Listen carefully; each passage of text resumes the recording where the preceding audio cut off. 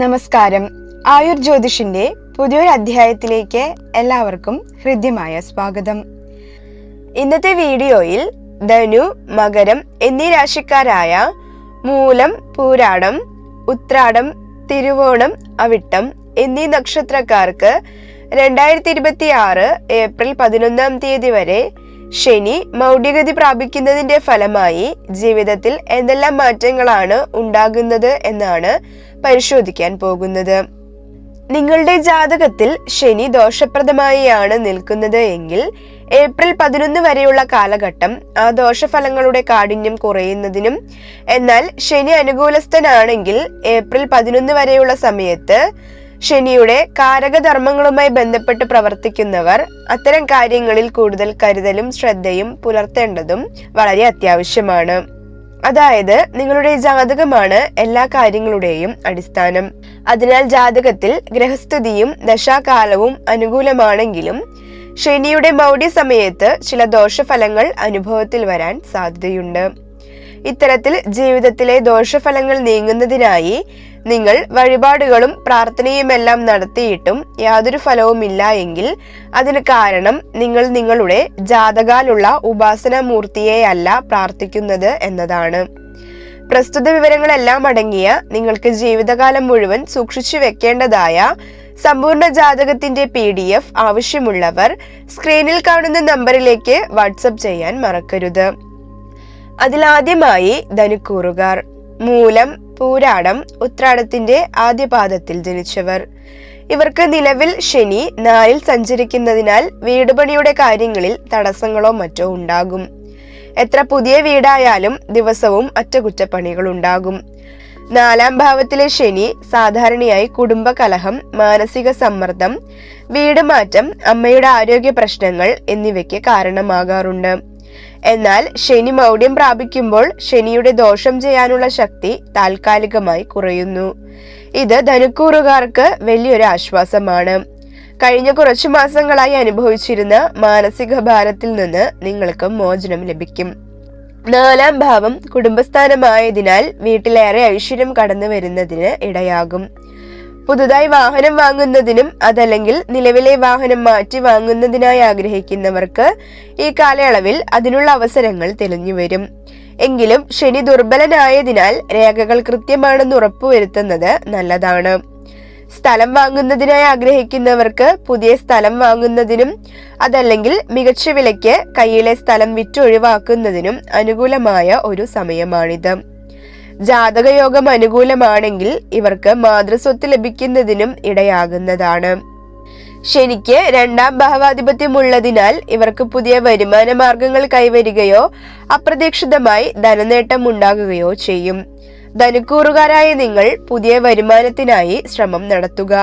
ധനുക്കൂറുകാരായ വിദ്യാർത്ഥികൾക്ക് തനിക്കിഷ്ടപ്പെട്ട കോഴ്സിൽ അഡ്മിഷൻ ലഭിക്കുകയും കർഷകർക്ക് പുതിയ ഫാമുകളോ കൃഷിയോ തുടങ്ങുന്നതിനും അതല്ലെങ്കിൽ തന്റെ കൃഷിയുമായി ബന്ധപ്പെട്ട ബിസിനസ് വർദ്ധിപ്പിക്കുന്നതിന് ഇടയാകുകയും ചെയ്യും. പ്രധാനമായും ഇവർക്ക് ബന്ധുഗുണം അനുഭവിക്കാൻ ഇടയാകും. ബന്ധുക്കളോടൊത്ത് പുറത്ത് യാത്ര പോകുന്നതിനും അതല്ലെങ്കിൽ അവരുടെ അടുത്ത് വിനോദയാത്രയെല്ലാം പോകുന്നതിനും ഇഷ്ടപ്പെട്ട ഭക്ഷണം കഴിക്കുന്നതിനുമെല്ലാം അനുകൂലമായ ഒരു സമയമാണിത്. എന്നാൽ ഈ ദിവസങ്ങളിൽ നേരിയ വിഷഭയം ഉണ്ടാകുന്നതിനും ഇടയാകും. അവരുടെ സഹായത്താൽ മറ്റോ സാമ്പത്തിക ബാധ്യതകൾക്ക് ചെറിയൊരു ആശ്വാസം ലഭിക്കുന്നതിനും ഇടയാകും.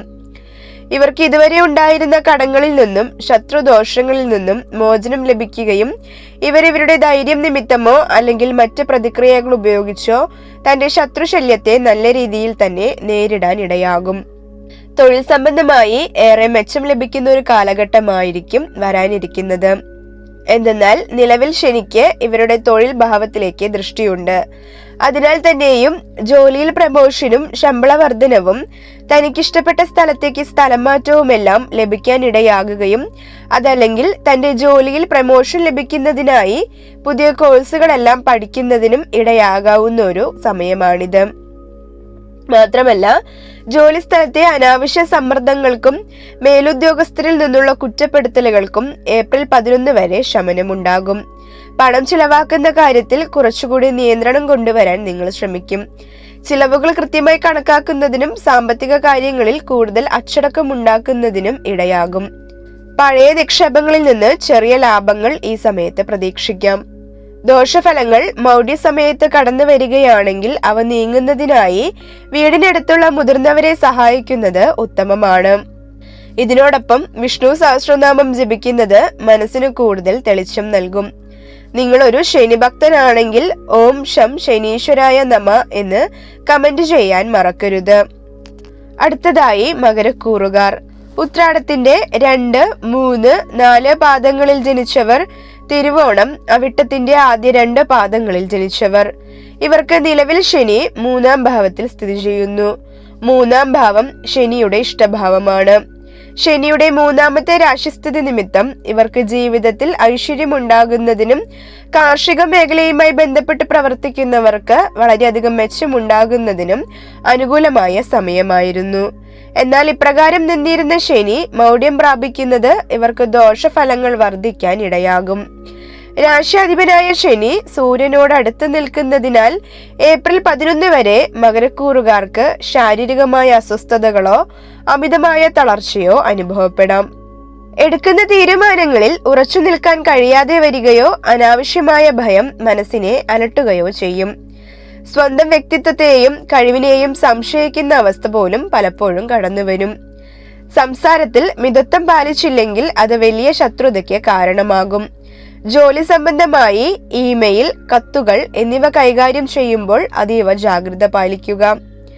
രാശ്യാധിപനായ ശനിയുടെ ബലക്കുറവ് കാരണം ജോലിയിൽ ഒരുതരം വിരക്തിയോ മടിയോ തോന്നാം. ഇത് നിങ്ങളുടെ കരിയറിലെ വളർച്ചയെ ബാധിക്കാതെ നോക്കണം. മാത്രമല്ല, ചെയ്യുന്ന ജോലികൾക്ക് അർഹമായ അംഗീകാരം ലഭിക്കാൻ ഏപ്രിൽ 11 വരെ കാത്തിരിക്കേണ്ടി വരും എന്ന അവസ്ഥയും ഉണ്ടാകും. സാധാരണഗതിയിൽ മകരക്കൂറുകാർ പ്രതിസന്ധികളെ ധൈര്യപൂർവ്വം നേരിടുന്നവരാണ്. എന്നാൽ ശനി മൗഢ്യമാകുന്നതോടെ പുതിയ കാര്യങ്ങൾ തുടങ്ങാനുള്ള ആത്മവിശ്വാസം കുറയാം.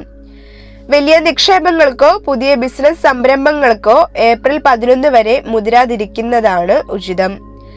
സാധാരണ 5-ാം ഭാവത്തിലെ ശനി ദൃഷ്ടി സന്താന ക്ലേശത്തിനോ ബുദ്ധിപരമായ മന്ദതയ്ക്കോ കാരണമാകാറുണ്ട്. എന്നാൽ ഏപ്രിൽ 11 വരെ ശനി മൗഢ്യമാകുന്നതോടെ കുട്ടികളുടെ കാര്യത്തിൽ ഉണ്ടായിരുന്ന അനാവശ്യ ഉത്കണ്ഠകൾക്ക് അല്പം ശമനം ലഭിക്കും. എന്നാൽ 5-ാം ഭാവവുമായി ബന്ധപ്പെട്ട പുതിയ നിക്ഷേപങ്ങൾക്കോ ഷെയർ മാർക്കറ്റ് ഇടപാടുകൾക്കോ ഈ സമയം ഒട്ടും അനുയോജ്യമല്ല. ശനി ദുർബലനായതിനാൽ തെറ്റായ തീരുമാനങ്ങൾ എടുക്കാൻ സാധ്യതയുണ്ട്. വിദേശയാത്രയ്ക്കോ ഉപരിപഠനത്തിനോ ശ്രമിക്കുന്നവർക്ക് നടപടിക്രമങ്ങളിൽ തടസ്സമുണ്ടാകുമെങ്കിലും ശനി മൗഢ്യമായതിനാൽ ഭാഗ്യദോഷത്തിന്റെ കാഠിന്യം അല്പം കുറഞ്ഞു നിൽക്കും. 12-ാം ഭാവത്തിലേക്ക് ശനിദൃഷ്ടി ഉള്ളതിനാൽ വിദേശയാത്രയ്ക്കുള്ള തടസ്സങ്ങളും മറ്റും നീങ്ങാനോ താൽക്കാലികമായി വിദേശയാത്രയ്ക്കോ സാധ്യതയുണ്ട്. ഇവർ പ്രത്യേകം ശ്രദ്ധിക്കേണ്ടത് പിതാവുമായോ പിതൃതുല്യരായ വ്യക്തികളുമായോ അഭിപ്രായ വ്യത്യാസങ്ങൾ ഉണ്ടാകാൻ സാധ്യതയുള്ളതിനാൽ അതിൽ പ്രത്യേക ശ്രദ്ധ വേണം. ഇതോടൊപ്പം വസ്തുവോ വീടോ വാങ്ങാൻ ആഗ്രഹിക്കുന്നവർ ഏപ്രിൽ 11 വരെ കരാറുകളിൽ ഒപ്പിടുന്നത് ഒഴിവാക്കുന്നതാണ് നല്ലത്. ആശുപത്രി ചിലവുകളോ ഉറക്കക്കുറവോ നിങ്ങളെ അലട്ടാൻ സാധ്യതയുണ്ട്. എന്നാൽ ശനി നിങ്ങളുടെ രാശ്യാധിപനായതുകൊണ്ട് തന്നെ വലിയ അപകടങ്ങളിൽ നിന്ന് നിങ്ങളെ സംരക്ഷിക്കുകയും ചെയ്യും. ദൂരയാത്രകൾ ചെയ്യുമ്പോൾ വിലപ്പെട്ട വസ്തുക്കൾ നഷ്ടപ്പെടാതെ സൂക്ഷിക്കണം. മകരക്കൂറിൽപ്പെട്ട ഉത്രാടം നക്ഷത്രക്കാർ സാധാരണയായി പണം സൂക്ഷിച്ചു ചിലവാക്കുന്നവരാണ്. എന്നാൽ ശനി മൗഢ്യമാകുമ്പോൾ അപ്രതീക്ഷിതമായി പണം കൈവിട്ടു പോകാൻ സാധ്യതയുണ്ട്. പ്രത്യേകിച്ച് ആരോഗ്യപരമായ കാര്യങ്ങൾക്കോ യാത്രകൾക്കോ വേണ്ടി വലിയ തുക ചിലവാക്കേണ്ടി വന്നേക്കാം. മകരക്കൂറിൽപ്പെട്ട തിരുവോണം നക്ഷത്രക്കാർക്ക് ചന്ദ്രന്റെ സ്വാധീനം കൂടുതലുള്ളതിനാൽ ഈ സമയത്ത് നിങ്ങൾ പെട്ടെന്ന് വൈകാരികമായി തളരാൻ സാധ്യതയുണ്ട്. മറ്റുള്ളവരുടെ വിമർശനങ്ങൾ നിങ്ങളെ കൂടുതൽ വേദനിപ്പിച്ചേക്കാം. നിങ്ങളുടെ വാക്കുകൾ തെറ്റിദ്ധരിക്കപ്പെടാൻ സാധ്യതയുള്ള സമയമായതിനാൽ ജോലിസ്ഥലത്ത് സഹപ്രവർത്തകരുമായി നല്ല ബന്ധം പുലർത്താൻ ശ്രമിക്കുക. മകരക്കൂറിൽപ്പെട്ട അവിട്ടം നക്ഷത്രക്കാർക്ക് ചൊവ്വ അധിപനായതിനാൽ അനാവശ്യമായി പണം ചിലവാക്കാൻ തോന്നിയേക്കാം. പ്രത്യേകിച്ച് ആഡംബര വസ്തുക്കൾക്കോ അനാവശ്യ യാത്രകൾക്കോ വേണ്ടി പണം കളയാതിരിക്കുന്നതാകും നല്ലത്. ഇതോടൊപ്പം രക്തസമ്മർദ്ദം, ഉഷ്ണസംബന്ധമായ അസുഖങ്ങൾ എന്നിവയുള്ളവർ ജാഗ്രത പാലിക്കണം. ശനി മൗഢ്യമായതിനാൽ രോഗപ്രതിരോധ ശേഷിയിൽ നേരിയ കുറവ് അനുഭവപ്പെട്ടേക്കാം. മകരക്കൂറുകാർ ശനിദോഷം നീങ്ങുന്നതിനായി നിത്യവും വൈകുന്നേരം ശനിസ്തോത്രം ജപിക്കുന്നത് രാശ്യാധിപന് ബലം നൽകും. ശനി സൂര്യനോട് ചേർന്ന് നിൽക്കുന്നതിനാലാണ് മൗഢ്യം സംഭവിക്കുന്നത്. അതിനാൽ രാവിലെ ആദിത്യഹൃദയം ജപിക്കുന്നത് ആത്മവിശ്വാസം വർദ്ധിപ്പിക്കാൻ സഹായിക്കും. ഇതിനോടൊപ്പം സാധുക്കൾക്കോ അവശത അനുഭവിക്കുന്നവർക്കോ ഭക്ഷണം നൽകുന്നത് ശനിപ്രീതിക്ക് ഏറ്റവും ഉത്തമമാണ്. നിങ്ങളൊരു ശനിഭക്തനാണെങ്കിൽ ഓം ശം ശനീശ്വരായ നമ എന്ന് കമന്റ് ചെയ്യാൻ മറക്കരുത്. നിങ്ങൾക്ക് എൻ്റെ വീഡിയോ ഇഷ്ടമായാൽ വീഡിയോ ഒന്ന് ലൈക്ക് ചെയ്ത് ചാനൽ സബ്സ്ക്രൈബ് ചെയ്യാനും ബെൽ നോട്ടിഫിക്കേഷൻ ഓൺ ആക്കി ഇടാനും മറക്കരുത്.